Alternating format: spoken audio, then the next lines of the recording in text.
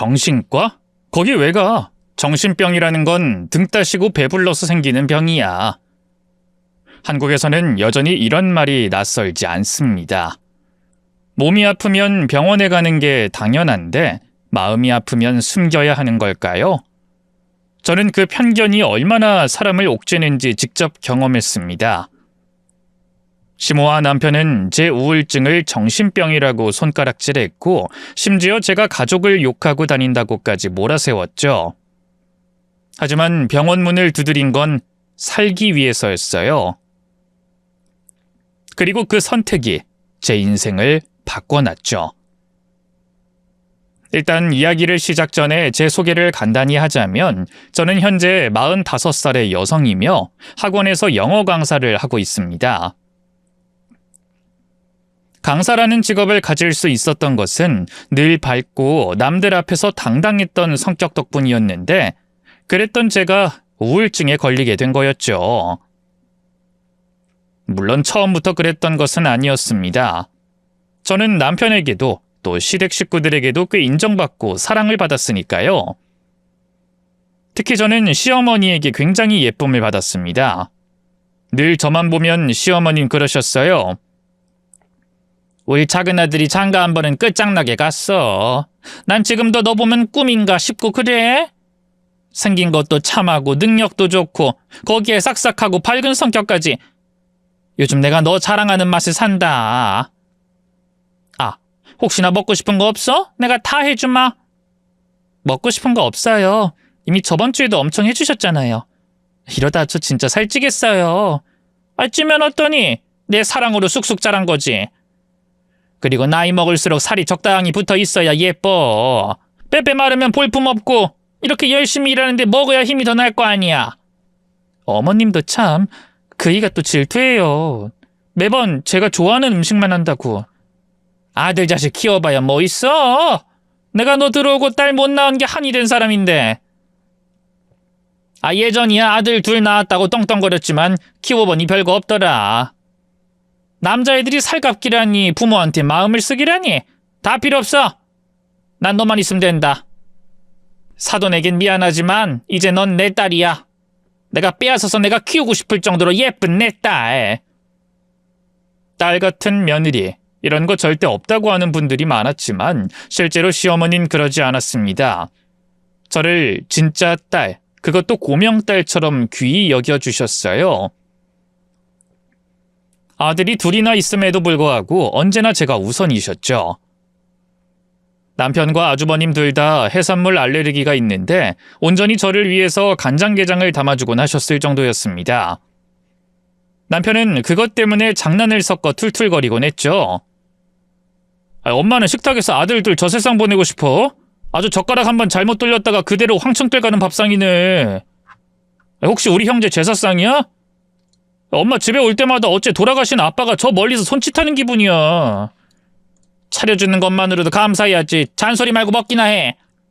엄마, 이거 잘못 먹으면 우린 기도까지 막혀. 근데도 매번 해산물 범벅이잖아. 오징어 숙회, 무침에, 꽃게. 이건 무슨 동해안을 퍼다 올렸나. 진짜 너무하다는 생각은 안 들어? 누가 너희 먹으라고 차린 줄 알아? 올 며느리 먹이고 싶어서 일부러 오늘 새벽 일찍 수산시장 가서 산 거야. 근데 내가 왜 재경이 네 눈치를 봐야 하니? 그리고 평소엔 이런 거 식탁에서 먹지도 못하니까 시댁 왔을 때 일부러 먹이는 거 아니야. 조심조심해서 먹으면 탈 없다. 상비약으로 사둔 알레르기 약도 있고 병원도 있으니 걱정할 것도 없고. 와, 엄마 우리 주워왔지? 솔직히 말해봐. 아니면 형이랑 나 밖에서 나왔어? 우리 아빠가 엄마 몰래 사고라도 친 게 아니면 친아들한테 어쩜 이래? 그래, 내 잃어버린 딸이 바로 내 며느리고 너희는 둘 다 주웠어. 됐니? 시끄럽고 얼른 먹기나 해. 울 며느리 너 때문에 한 점 들지도 못했어. 뭘 먹을 게 있어야 먹지. 김치랑 계란말이밖에 없잖아. 계란말이도 다 먹지 마. 이것도 우리 며느리가 좋아해서 만든 거니까. 아우 서럽다. 진짜 서러워. 아니 근데 왜 이렇게 차별하셔? 그래 뭐 난 어릴 때 사고도 좀 치고 이제 막 일 시작해서 돈도 잘 못 벌어서 그러는 거 알겠어. 근데 형은 아니잖아. 돈 잘 벌고 사업도 그만하면 성공했다고 할 수 있는데 왜 우리 둘 다 찬밥이야? 사업이 그냥 잘 됐어? 그것도 우리 며느리가 도와줘서 자리 잡았고 결혼도 못했잖니. 내가 많은 걸 바래? 딱 우리 도영이처럼 예쁜 큰 며느리 들어왔으면 하는 거야. 그리고 그것만 그러겠어? 우리 며느리가 나한테 하는 것 봐라. 내가 안 예뻐하는 게 더 힘들 수밖에. 내가 언제 속에도 없는 말 지어내는 거 봤어? 진심이야, 진심. 실제로 시어머니는 제게 설거지 한 번, 과일 깎는 거 한 번을 시킨 적이 없었습니다. 이런 거 한 번 하기 시작하면 시집살이 되는 거고, 그럼 저와 멀어지는 게 싫다고 제가 하려고 해도 극구 거부하셨고요. 제가 뭐라도 도우려고 할 때마다 남편 등짝을 후려갈기시기까지 하셨죠. 이런 이유로 남편은 늘 불만이 있긴 했지만 그렇다고 저와 사이가 나쁜 것은 결코 아니었습니다. 남편 역시도 가정적인 사람이었고 집안일도 거의 도맡아 있을 정도였으니까요. 그래서 저는 친구들 사이에서도 결혼을 잘했다는 부러움을 늘 독차지하곤 했습니다. 그 당시에 문제가 있었다면 딱 하나, 제가 친정에 가는 걸 싫어하셨던 게 전부였죠. 고향이 제법 거리가 있는 편이라 한 번 가면 2, 3일 정도를 있다가 오곤 했거든요. 그럼 그때마다 그러셨죠. 가면 전화 바로 할 거지? 그럼요. 잘 도착했다고 바로 연락드려요. 그래 맞다. 언제 온다 그랬지? 3일요. 휴가 냈어요. 4일 냈는데 하루는 집에서 쉬려고요. 그럼 4일이나 못 보는 거네. 그래, 그래도 전화는 꼭 해야 한다. 괜히 음식도 없는다고 그러지 말고 배 깔고 푹 쉬기만 해. 눈치 보면서 살살 하라고. 알았지? 네, 그럴게요. 걱정 마세요. 그 밖에 성묘하러 갔을 때도 벌레 안 물리게 조심해라. 겉옷은 꼭 하나씩 챙겨서 다녀라. 음식 탈 안 나게 천천히 먹어라 등 시어머니는 그 뒤에도 계속 당부의 이야기를 늘어놨고 결국 참다 못한 남편이 끼어들었어요. 엄마, 그거 분리불안이야. 예전에 우리 집에서 키웠던 뽀삐한테도 없던 분리불안을 여기서 왜 엄마가 하고 있어? 다른 것도 아니고 이 사람 친정인데 뭘 그런 말까지 해? 어른이 알아서 잘할까? 나랑 형 군대 갈 때도 늦잠 늘어지게 잤으면서 양심이 있어? 멀리 운전까지 해서 가니까 그러는 거지? 그리고 우리 도영이 몸이 워낙 약하잖니? 혹여나 찬바람이라도 불면 감기 들까? 불편하게 오라 앉아있으면 허리 아플까 걱정이 드니 그러는 거고. 낯선 곳 가면 잠도 잘 못 자는 예민한 아이를 어찌 걱정을 안 하겠어? 낯선? 착각하는 것 같은데 도영이 엄마 딸 아니고 장모님 딸이니까 걱정 놓으시라고. 무엇보다 운전은 내가 한다고. 나 엄마 아들 친아들이 내가 운전해서 간다고요. 시끄라. 어쨌든 운전 잘해. 울 며느리 푹 자게 그냥 두고 안전운전해. 알았지? 네, 아주 대기업 회장님 모시는 운전기사처럼 운전해 드릴게요. 됐어? 얼른 들어가. 됐어, 먼저 가. 가는 거 보고 들어갈 테니까. 결국 그렇게 저희가 차를 타고 시야에서 완전히 사라질 때까지 목을 빼고 보시던 게 저희 시어머니였습니다. 남편은 자신의 어머니가 저를 짝사랑하는 것 같다는 표현을 자주 쓰곤 했죠. 돌아가신 아버지라도 깨워서 딸 하나 더 낳고 가라고 하고 싶다는 농담도 했고요. 그만큼 저는 진짜 예쁨을 받았고 결혼 생활이 너무나 행복했습니다. 무려 7년 동안 그런 생활이 이어졌을 정도였고요. 그러다가 제가 임신을 하게 되면서 좀 더 가까워졌습니다. 같은 시기에 아파트 청약에 당첨이 됐고 저희 이사 날짜가 뜨는 바람에 완공전까지 합가를 하게 되었거든요. 당연히 시어머니는 두 팔 벌려 환영을 해주셨습니다. 아유, 난 솔직히 꿈만 같아. 이런 말 그렇지만 완공이 더 늦어지면 좋겠다는 생각 들 정도로. 저도 어머님이랑 같이 지내게 돼서 너무 좋아요. 저 진짜 잘할게요. 여기서 더 잘할 수가 있어? 뭐 하나 모자란 게 있어야 더 잘한다는 말을 하지. 이미 100%인데 뭘 더 채우겠다고. 그 어렵다는 아파트 청약 당첨까지 되고 이제 손주까지 보게 되었으니 난 이제 죽어도 여한도 없어. 네가 우리 집안의 기둥이고 보배야. 에이, 또 그러신다. 아주버님도 사업에서 성공했고 저희 남편도 곧 식당 개업하잖아요. 그 힘든 요리사 자격증 따서 다른 식당에서 경력까지 쌓고 그것도 얼마나 대단한 일인데요. 그래, 그 말도 맞지. 애비 없이 커도 사고 안 치고 저렇게 잘 사는 것만으로도 다행이다 싶지. 네 말처럼 어느 정도 성공한 것도 사실이고 그래도 나한테 우선순위는 너야. 다른 집 시애미들은 자기 아들이 최고라고 성공하면 자기 아들 잘나서 그렇다고 우기겠지만 난 아니다. 너 때문에 인간구실 제대로 하게 된 게 작은 애고 큰 애도 빌빌거릴 때 너 아니었으면 저렇게 자리 잘 잡았겠어? 그러니 난 인정할 건 하고 아닌 건 아니라고 하는 거야. 내가 또 빈말은 못하는 성격이기도 하잖니. 난 널 늘 최고라고 생각할 거야. 그렇게 말씀해 주시는 것만으로도 전 늘 감사하죠. 저 어머님 때문에 자존감이 하늘을 찔러요. 어머님 덕분에 진짜 뭐든 할 수 있다는 생각만 들고요. 어머, 말 예쁘게 하는 것 봐. 이러니 어찌 안 예뻐. 앞으로는 너무 무리도 하지 말고 아이한테만 신경 쓰자. 알았지? 내가 낳기만 하면 다 봐주마. 돈도 필요 없어. 더구나 네 딸이면 더 예쁠 거 아니니? 눈에 넣어도 하나도 안 아파서 이고지고 다닐 거야. 두고 봐라. 딸인지 아들인지도 모르는데 아들이면 안 봐주시게요? 딸 맞아. 내가 태몽을 꿨다니까. 100% 딸이야, 딸. 시어머니는 제가 임신하고 얼마 뒤 복숭아 나무에서 가장 커다랗고 통통한 복숭아가 제 치마폭으로 떨어지는 꿈을 꾸셨다고 하셨습니다. 그래서 딸이라고 확신을 했고 실제로도 딸이 맞았죠.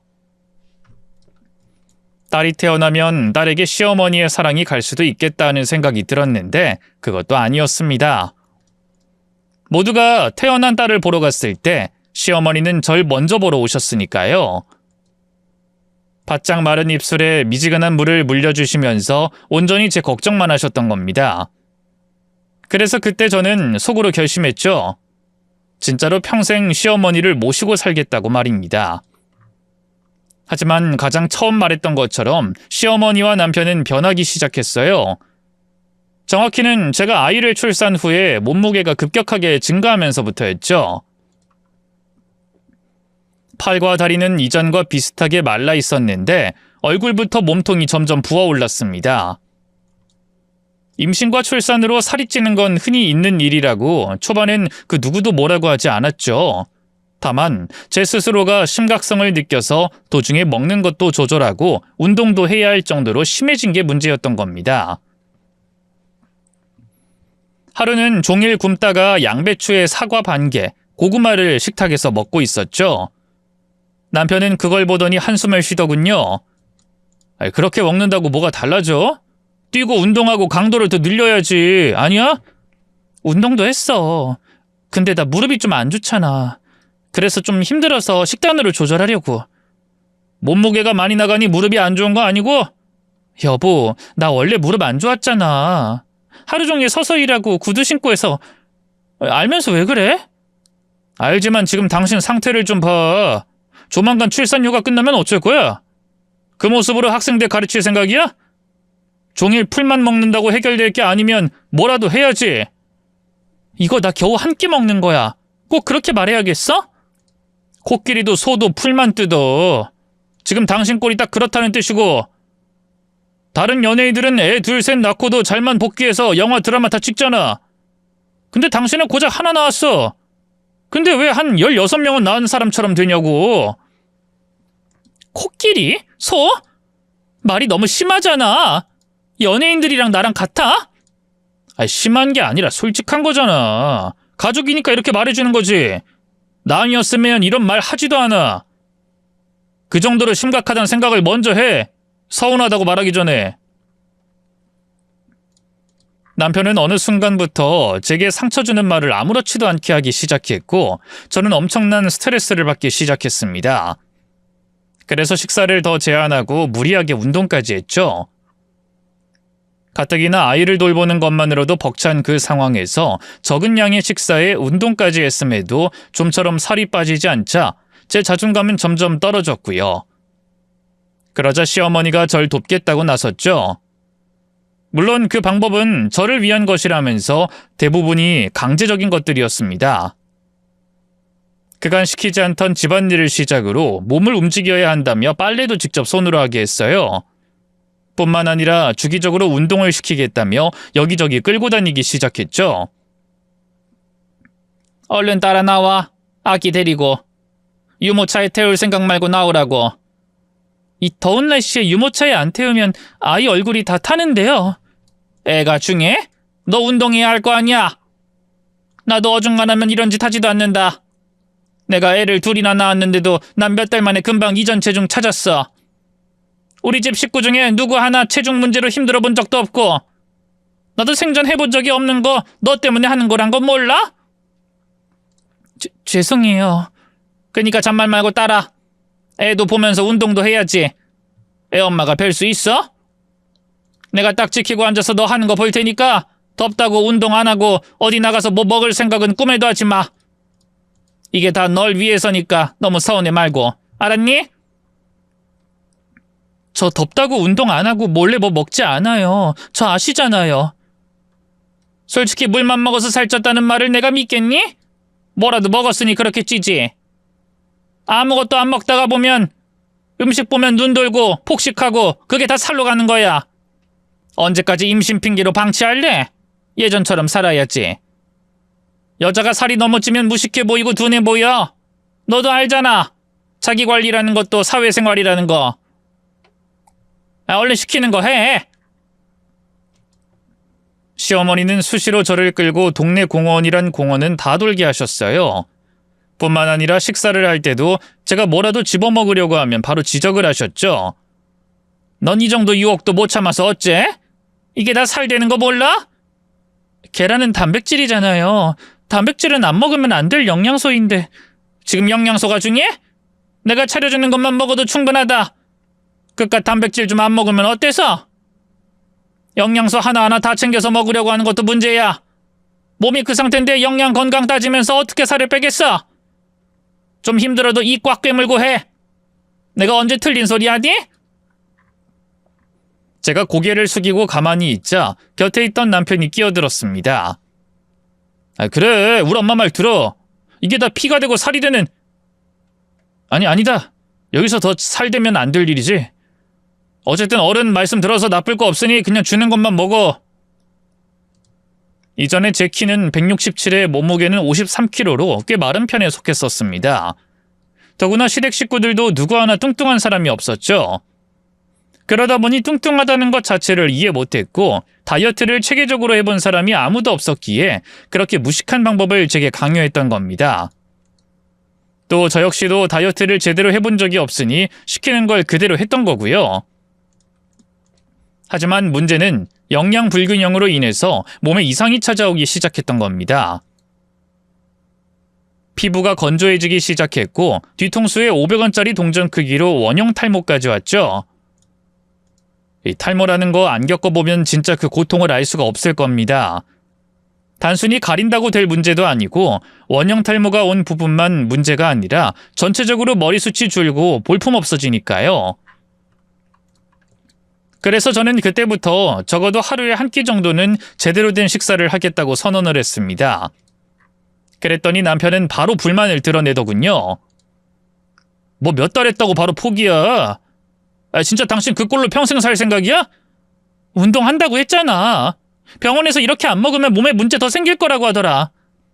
그놈의 병원 타령은 그냥 솔직히 말해서 핑계 아니야? 그냥 당신이 먹고 싶어 죽겠으니까 지금 그러는 거잖아.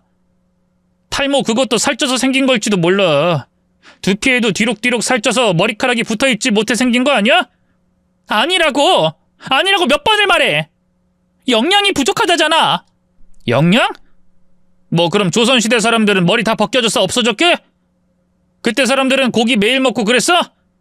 말이 되는 소리를 해야지. 심각성을 알면 노력이라도 하든가. 우리 엄마도 그렇게 당신 위해서 노력을 하고 나도 마찬가지야. 당신 그렇게 된 뒤로 우리 집에서 고기 한 번 구운 적 있어? 다들 당신 눈치 보면서 밥 먹고 있어. 그럼 사람이 양심이란 게 있어야지. 나도 알아. 알지만 더 이상 어떻게 하라고? 그럼 포기라도 하겠다 이 말이야? 그런 뜻이 아니라 그 방법이 되지 않으니까 다르게 노력하겠다는 거잖아. 좀 더 장기적으로 보고 차근차근 노력해서 빼겠다고. 몇 달 동안 나 사과 반쪽에 바나나 하나 양상추로 밥 대신 먹었어. 고구마도 살찐다고 감자도 탄수화물이라고 못 먹었고 당신이라면 겨우 한 끼 그거 먹고 아이 키우면서 몸이 버틸 수 있을 거라고 생각해?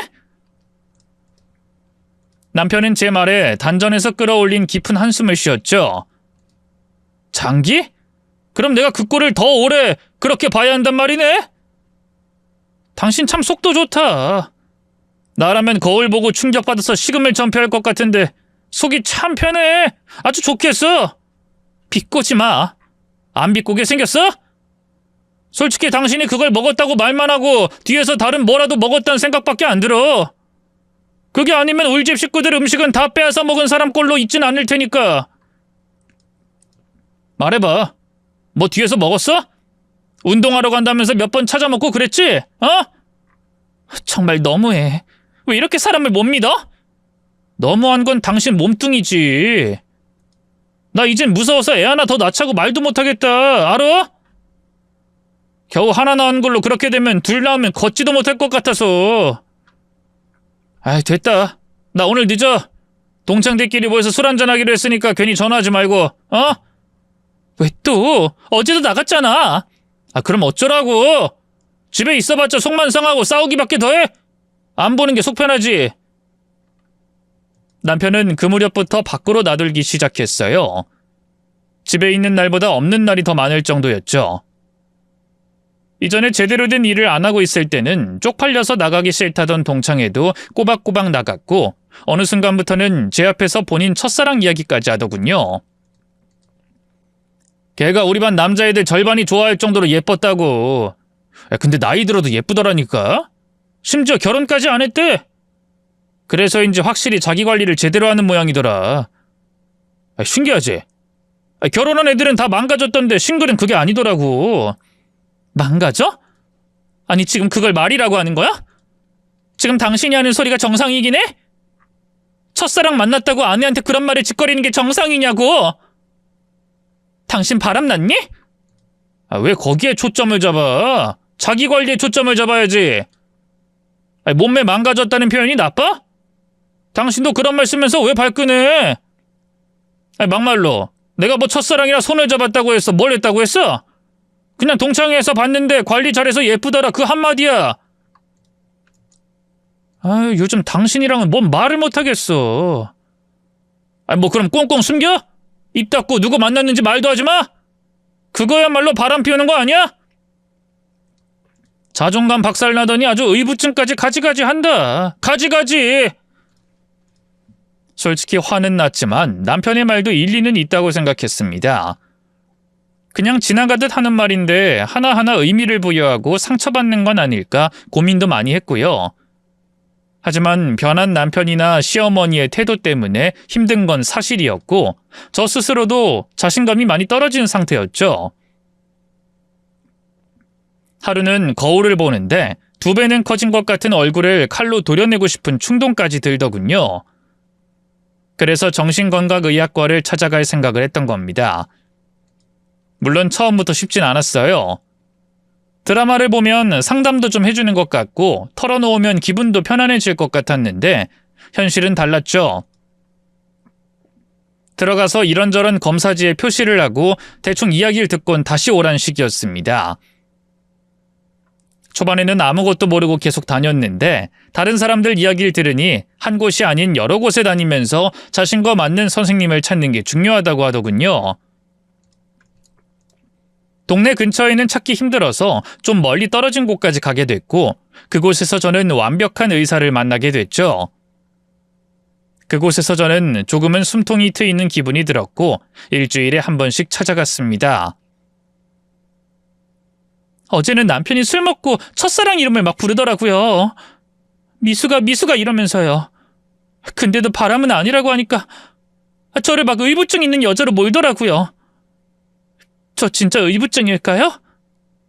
저런. 정신과 진단은 아무나 하는 것도 아니고 정신과 의사인 저도 함부로 안 해요. 병명이라는 게 힘이 있어서 거기에 가둬지면 고쳐질 병도 심각해지니까요. 시어머니는 어때요? 요즘도 계속 식사 문제로 부딪히고 있어요? 네. 저번엔 제가 먹는 걸 보더니 입맛이 뚝 떨어진다면서 남편 데리고 외식하겠다고 나가버렸죠.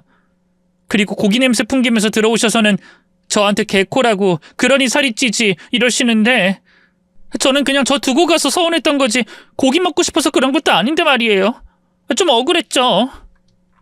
이혼을 생각해 본 적은 없으시고요? 네. 지금이야 이렇지만 예전엔 절 정말로 예뻐해 주셨거든요. 힘들어도 최대한 참고 버티는 이유도 그거고.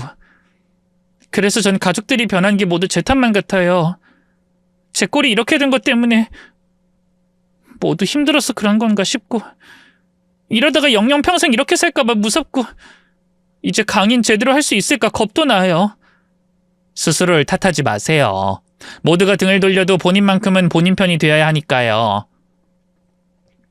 실제로도 그 병원에 다니면서 저는 차츰 좋아지고 있었습니다.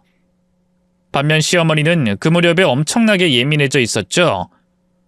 일단 남편이 호기롭게 연 식당에 파리만 들끓고 있는 상황이었음에도 계속 밖으로만 나돌기 시작했으니 그 원인이 저 때문이라고 생각하셨기 때문이었어요. 제가 뚱뚱하고 못생겨졌기 때문에 마음을 다잡지 못하고 이전처럼 돈 못 벌던 시절로 돌아간다 여기셨죠. 거기에 더해서 제가 정신과를 다니는 것도 끔찍하게 싫어하셨습니다. 너 진짜 그 정신과인지 뭔지 계속 다녀야겠어? 재경인 장사가 안 돼서 죽으려고 하는데 돕진 못할 망정 그 비싼 돈을 주고 우울증이 뭔지 고친다는 게 말이나 되는 소리냐고. 왜? 아주 동네방네 정신병이 있다고 소문이라도 내지 그러니? 어머님, 우울증이라는 거 진짜 무서운 질환이에요. 육체적인 것뿐만 아니라. 좀 배웠다고 나 무시하니? 나 가르쳐? 나도 알 만큼은 다 알아. 그거 등 따시고 배불러 생기는 병 아니야? 일하느라 바쁘게 움직이고 잠잘 틈도 없는 사람들이 불면증 있는 거 봤니? 우울증도 딴 생각을 할 여유가 있는 팔자 좋은 인간들만 걸리는 병이고. 어머님 진짜 그런 병이 아니라요.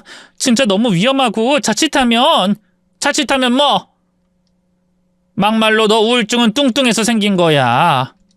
그럼 병의 근원을 먼저 없애야지. 운동도 식단도 이제는 제대로 하지도 않으면서 정신적으로 강해져서 뭘 어쩌자는 거야? 뭐 그대로 그냥 살게? 정신병원에선 그리 하라고 하든? 다 포기하고 그렇게 살라 맘 단단히 먹으라고? 참나 기가 차서. 차라리 나한테 그 돈을 줘봐라. 내가 싹 다 고쳐줄 테니. 다른 건 몰라도 거기 다니는 건 뭐라고 하지 말아주세요. 내가 괜히 심통나서 그러는 것 같아? 너 하는 꼴 보면 모르니? 정신과라는 거 결국 상담받고 돈 받는 직업 아니야? 무당이랑 진배 없는 곳 아니냐고. 고민 많은 사람 모아놓고 이야기 좀 들어주고 10만 원씩 턱턱 받아먹는 걸 보면 무당이랑 다를 것도 없지. 아니 오히려 배운 것들이 더하면 더했겠지. 그런 시종 잡배 같은 인간한테 너 가서 뭐라고 짓거리니? 무슨 말씀을 하시는 거예요? 짓거리다니. 내 욕! 아범욕! 하고 다닐 거 아니냐고! 그 인간 뭘 믿고 거기에 다 털어놓고 상담을 해? 너 그거 네 얼굴에 침 뱉는 거야. 뚱뚱하고 못생겨진 게 우리 탓이니? 그리고 우리가 막말하는 게 누굴 위해서인데? 그게 다 널 위해서야. 너 자극받아서 얼른 이전으로 돌아가라고. 자극이요? 어머님 그건 아니죠. 자극이 아니라 저한테는 상처예요. 상처도 자극 아니니? 결국 그게 그거야. 가족이니까 서로 편안하게 지적하고 솔직하게 말하는 게 뭐가 나빠?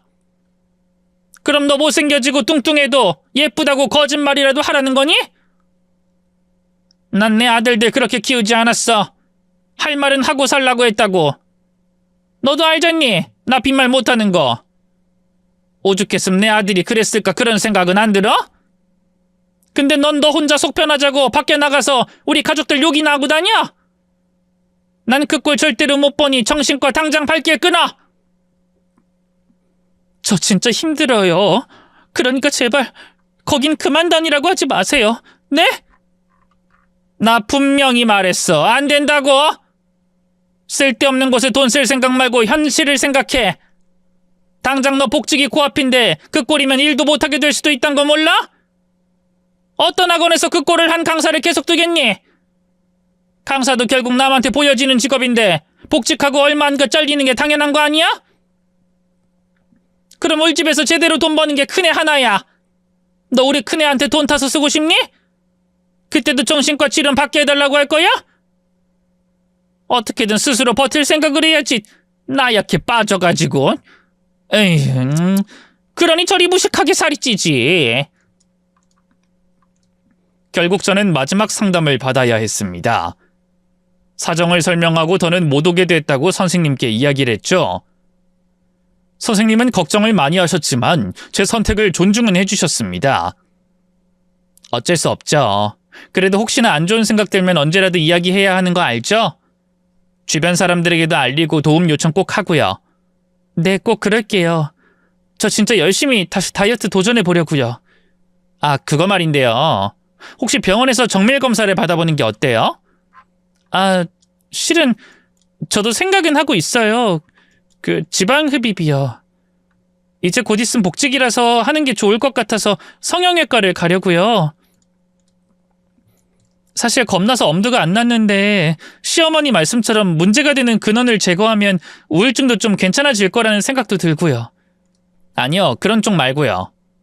제가 정신과 전문이라서 잘은 모르지만 제가 봤을 땐 먹어서 살이 쪘다기보단 다른 이유가 있을 거라는 생각이 들어 그래요. 제가 아는 동기 중에 내분비 내과에 있는 친구한테 증상 이야기해보니까 한번 방문해서 검사 받으라고 했고요. 네? 저 때문에 그렇게까지 신경 써주셔서 너무 감사드려요. 원래 정신과랑 다른 학과랑 같이 진행하는 경우 많아요. 건강한 육체에 건강한 정신 깃든다는 말이 괜히 있는 게 아니거든요. 한번 꼭 가보세요.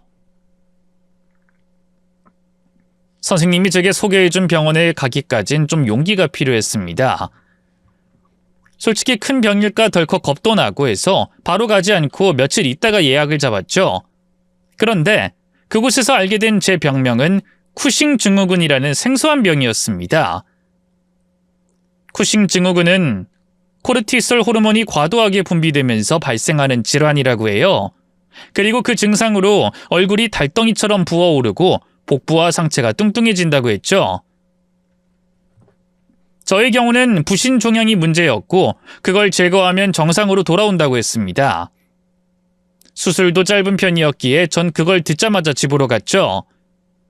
마침 아주버님, 시어머니, 남편까지 모여서 이야기를 하고 있었기에 바로 말을 했어요. 저 병원 갔는데 쿠싱 증후군이라고 해요. 시어머니는 미간을 찌푸리시며 대꾸하셨죠. 뭐? 쿠싱? 참 하다 이젠 병까지 달고 사네. 하나만 해, 하나만. 아이고 속 터져. 아주 병균 덩어리가 우리 집에 들어왔네. 정신병에 비만에 이젠 쿠싱? 그래, 너 다 해라. 가질 게 없어 병을 줄줄 달고 다니니? 그게 또 뭐 그리 자랑이라고. 남편은 그 말에 킥킥 웃기 시작했고 아주버님만 그 상황을 보고 좀 놀란 것 같았습니다. 그게 지금 제 상태가 수술하면 괜찮아진다고. 해! 그래, 다 해야지. 수술하든가 말든가 마음대로 하라고. 나도 이제 더는 잔소리하기 싫다. 그리고 우리 지금 이야기 중인 거 안 보이니? 큰애가 곧 결혼할 사람 데리고 올 거야. 해서 이런저런 할 이야기 많으니까 넌 들어가서 애 낳아봐. 애 자꾸 울어서 이야기하기도 힘든데 어딜 종일 싸돌아다녀? 덩치 때문에 눈치도 둔해진 것 같아. 이때 아주버님이 끼어들어 상황을 말렸죠. 아이 엄마 왜 그래? 지금 아프다는 사람 앞에서 무슨 소리라는 거야? 저렇게 해야 자극을 받지. 우리도 좋아서 그런 거 아니야. 넌 아무것도 모름 가만히 있어. 비만이 만병의 근원인데 밖에 놔돌아다니면서 뭘 먹고 다니니 이러는 거 아니니? 아니 그래도 말이 너무 심하잖아. 재경이 행동도 그렇고 이거 선 넘는 짓이야. 선은 우리가 넘어도 몸무게는 제가 넘었지. 너도 제가 이전에 쟤한테 어떻게 하는지 알잖아. 뭐 이전까지 받들어서 모셨다는 거 몰라? 이게 다 우리 가족 잘 되라고 하는 쓴소리야. 이 엄마가 언제 빈말하디? 됐고 우리 예비 큰며느님 잘 먹는 거나 말해봐. 그때 얼마나 서럽고 분하던지 온몸이 떨릴 지경이었죠. 애가 방에서 우는데도 그저 웃음꽃이 피어서 하하호호 소리가 끊이지 않았고요. 그래서 저는 그때 결심을 했죠. 차라리 수술을 먼저 하고 싹 다 회복된 후에 말하자고 말입니다. 결국 저는 친구에게 보호자가 되어주길 부탁했고 그렇게 친정 간다 거짓말하고 홀로 수술대에 올랐어요. 복강경 수술로 한쪽 부신을 제거하는 수술이었기에 수술 시간도 짧았고 회복도 빠른 편이었습니다. 퇴원하고 붓기가 완전히 빠지진 않았지만 이전보단 훨씬 나은 상태로 그렇게 시댁으로 향했죠. 모든 게 살찐 탓이니까 살만 빼면 이전으로 돌아갈 수 있다고 믿었기에 기분도 좋았네요. 그런데 제가 집에 들어서자 남편도 시어머니도 표정이 좋지 않았습니다. 당신 시간 더 걸릴 거라고 안 했어? 왜 연락도 없이 와 오길? 여보, 내가 못 올 때 온 것도 아니고 무슨 말을 그렇게 해. 사실 나 오늘 퇴원. 됐고. 전에 우리가 말하는 거 못 들었어? 집에 중요한 손님 온다고 했잖아. 우리 형 약혼자. 그땐 아이가 울어서 밖에서 무슨 말 하는지 들리지 않았어. 손님 누구? 그 약혼녀? 온다는 말만 듣고 정확한 시기는 몰랐지. 인사만 하고 그렇게 가는 게 아니었어? 누수공사 문제를 우리 집에서 좀 머물기로 했어. 당신 친정 갔으니까 우린 다 알아서 계획 짜놨는데 이렇게 들이닥치는 법이 어딨어. 미리 말이라도 해주든가. 들이닥치다니. 나 여기서 살아. 우리 애도 여기 있고. 남편은 제 말에 한숨 쉬며 눈을 감았고 시어머니가 그런 남편을 밀어내고 제 앞에 섰죠. 너 친정 좋아하니 거기 다시 가 있어. 잘됐다. 이왕 온 거 애도 데리고 가고. 애 우는 소리에 울 큰 며느리가 힘들어하면 안 되니까 데리고 얼른 출발해. 어머님, 아주버님이랑 결혼할 사람이면 저한텐 형님인데 저도 인사를 하는 게 맞죠. 저 이제 몸도 회복될 거고. 됐고. 너 지금 꼴을 보고도 그런 말 나와? 예비 큰 며느리가 우리 집에 처음 인사 오느라 가뜩이나 불편할 텐데 너까지 그 꼴로 있음 우리 집안 우스워지지 않겠니? 이전엔 친정 못 가서 안달이더니 보내준다고 하니까 왜 버티게. 어머님이야말로 저 친정 가는 거 그렇게 싫어하셨으면서 갑자기 왜 그러세요? 제가 뚱뚱해서요? 혹시 제가 부끄러워서 그러세요? 내가 빈말 못해서 미안하지만 사실 틀린 말 아니지. 난 너랑 다니기 좀 그래. 더 솔직히 말해서 쪽팔리다. 내 밥까지 다 빼앗아 먹은 그 커다란 덩치 드밀 때마다 깜짝깜짝 놀라. 그래서 너 되도록 최대한 늦게 큰애한테 소개하고 싶어. 괜히 너 보고 파혼하게 될까 무섭다고. 저는 그 말에 울컥하고 눈물이 쏟아져 나왔습니다. 어머님이 어쩜 저한테 이러세요? 제가 뭘 그렇게 잘못했다고? 자기 관리 못한 것도 잘못이지. 이전에 내가 이러든? 나 너 자랑스러워했어. 휴대폰에 사진 박아두고 다닐 정도로 좋아했고. 하지만 지금은 어디 내놓기가. 그래. 더구나 재영이 약혼녀 보통 사람 아니다. 의사야. 의사가 병 줄줄 달고 있는 너 꼴을 보면 뭐라고 생각하겠냐고. 그러니 이번에는 네가 우리 체면 생각해서라도 친정 가 있어. 내 말 무슨 뜻인지 알지? 남편은 우는 제 옆에서 아이 짐을 싸고 시어머니는 얼른 가라고 짐을 들려주시더군요. 그렇게 거의 쫓겨나다시피 밖으로 나오게 되었습니다. 너무 충격이 커서 아이를 안고 밖에 나왔어도 엉엉 눈물만 흘렸어요. 하지만 언제까지 길바닥에서 그렇게 있기 힘드니 시어머니 말처럼 일단 친정으로 향했죠. 어린 아이까지 데리고 가뜩이나 먼 친정을 가는 것은 이전보다 시간이 더 오래 걸렸습니다. 그래도 그 시간 동안 저는 처음으로 생각이라는 걸 정리할 수 있었죠. 남편도 시어머니도 이전에 너무 저에게 잘했기 때문에 막말을 들어도 단 한 번도 이혼을 떠올린 적이 없었어요.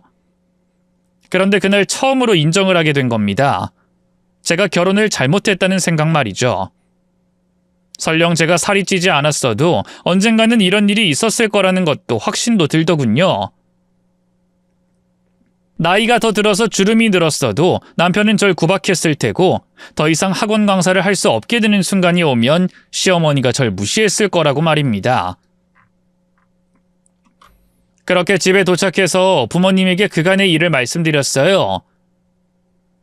너 출산했을 때도 그렇게 잘했던 게 사부인인데 그런 말을 했다고? 분명 무슨 이유가 있는 거 아닐까?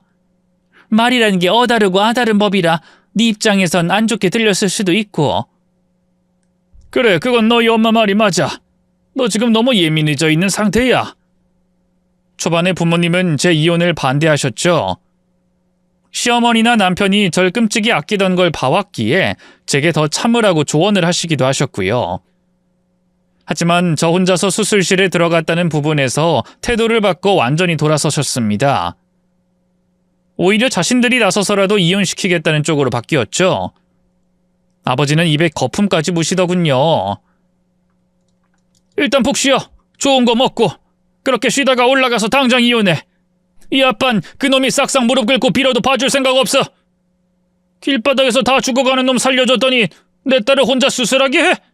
싸가지 없는 놈. 그 새끼랑 다시 잘해보니 뭐니? 너도 그런 말 마라. 알았어? 안 해. 나도 그럴 생각 하나도 없어. 혼자 살 거야. 우리 딸 키우면서. 그래, 잘 생각했어. 혼자 살면 뭐 어때? 너 능력 안 되는 것도 아니고. 아우, 됐어. 집어치워. 뭐 의사 큰 며느리? 내 딸 달라고 아부 떨 땐 언제고. 몸 추스르고 가서 싹 다 엎어버려.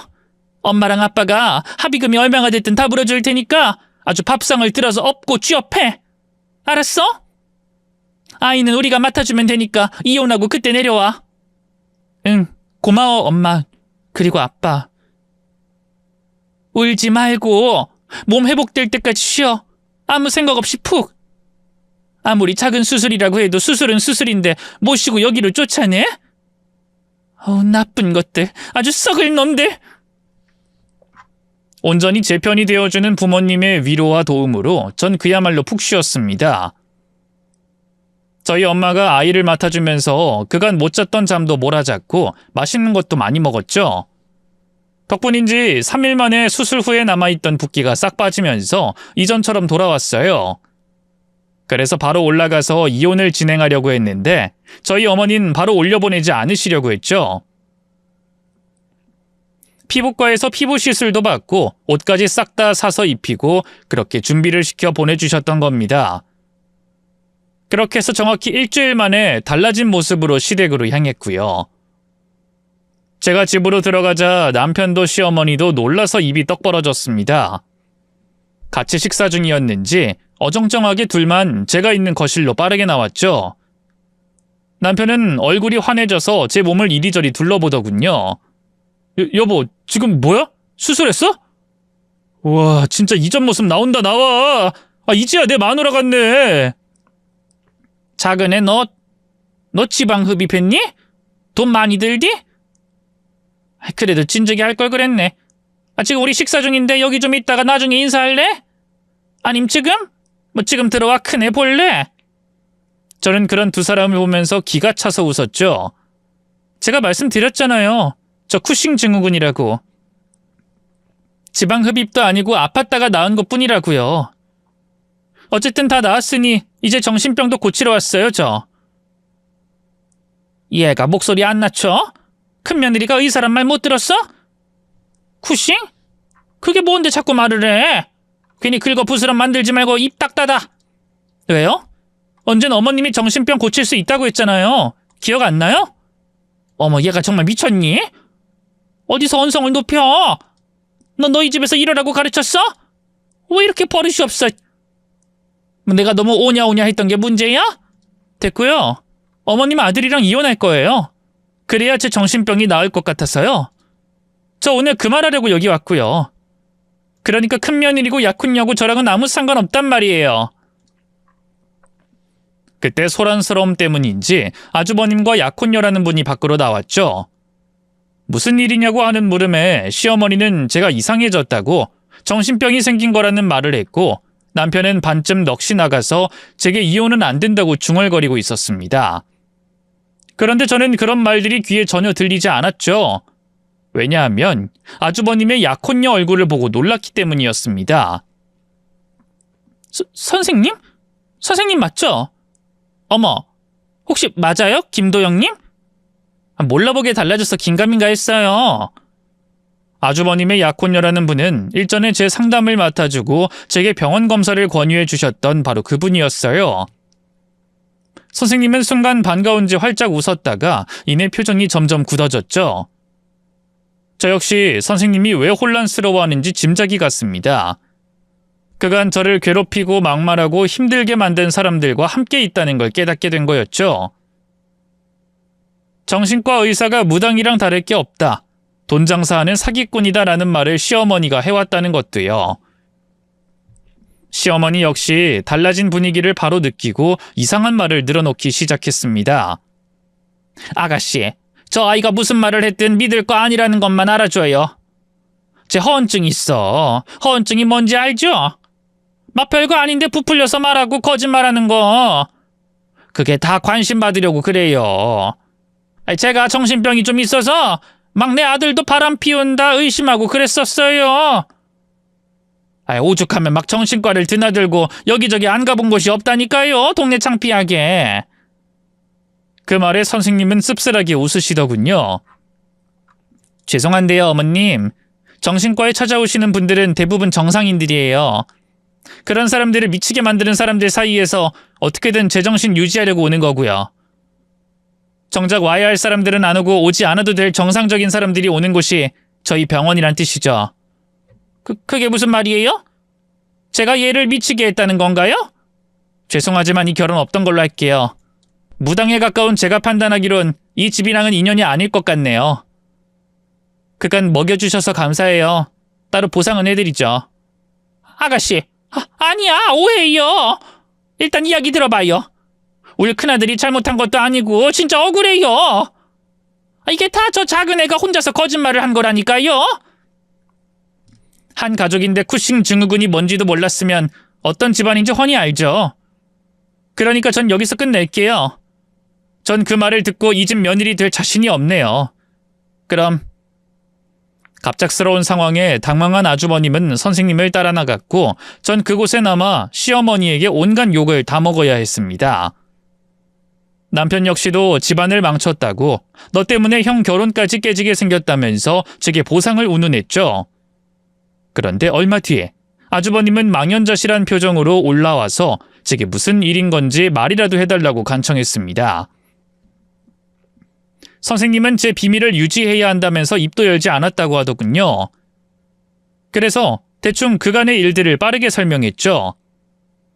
중간중간 시어머니와 남편이 반박을 했지만 아주버님의 호통에 그 후론 입도 뻥끗하지 못했습니다.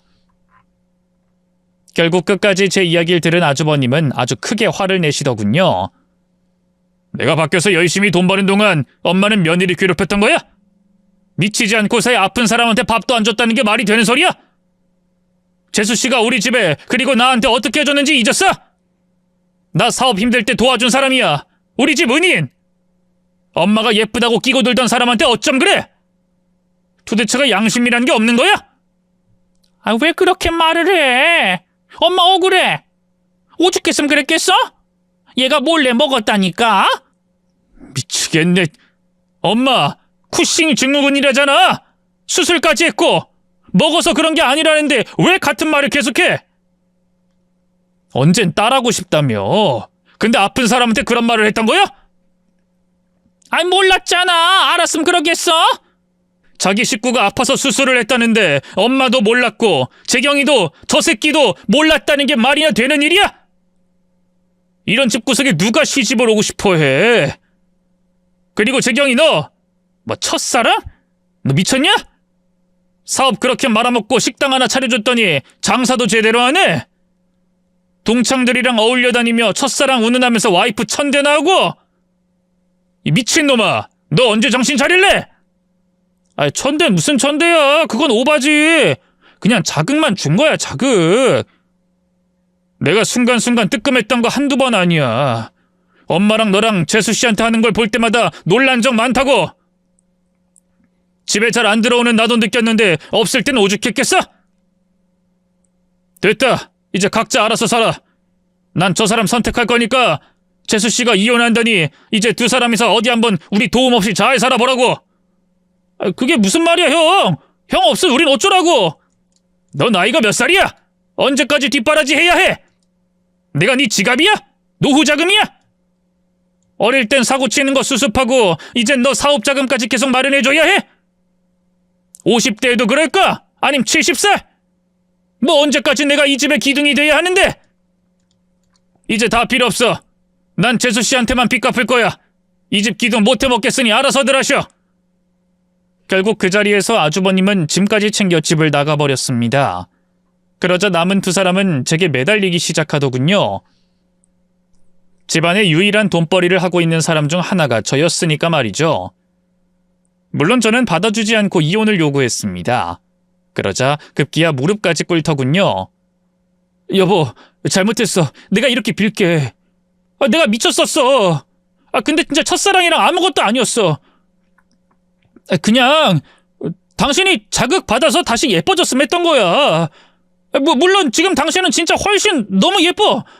그 첫사랑이라는 애는 이 정도는 아니란 말이야.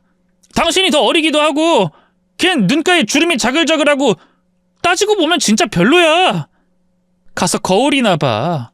지금 누가 누구 외모를 평가를 해? 당신은 뭐 안 늙은 줄 알아? 알았으니까 화풀이 해. 하고 싶으면 다 하라고. 근데 나 버리지 마. 엄마도 얼른 사과해. 이 사람 화난 거 엄마 때문이 파랄이야. 시어머니는 남편의 성화에 못 이겨 결국 제게 사과를 했죠. 미안하다. 너도 근데 말 제대로 안 한 건 사실 아니니? 가서 오해를 좀 풀어서 그 의사랑도 친하면 그냥 대충 넘겨주면 안 될까? 이러다 우리 가족 다 뿔뿔이 흩어지게 생겼어. 내가 이렇게 부탁하마. 앞으로 너한테 더 잘할게. 나 어떤 사람인지 알잖아. 아니요, 모르겠네요. 혹시나 어머님이 스스로가 좋은 사람이라 생각하면 꼭 병원 가보세요. 그게 진짜 정신병이라 들었거든요. 멀쩡한 사람 정신병원 드나들게 하지 마시고요. 비록 저희 부모님 당부처럼 다 업고 때리진 못했지만 나름 멋지게 이혼을 요구했다고 생각합니다. 그 뒤에 이혼 소송 때문에 시간이 걸리긴 했지만 저는 현재까지 아주 잘 살고 있어요. 그러다 최근에 소식을 들었는데 결국 아주버님은 선생님과 결혼을 하면서 자신의 가족들과 절연을 했다고 했습니다. 손해를 봐도 늘 메꿔주던 사람이 없으니 남편의 가게는 당연히 망해 문을 닫았다고 하더군요. 결국 식당에 취업을 해 생계를 이어가고 있고 시어머니도 청소 일을 시작했다고 했죠. 그 소식을 알려준 게 바로 선생님이고요. 제가 이혼을 했으니 형님으로 모시진 않지만 인연이 닿아서 이젠 친구처럼 잘 지내고 있죠.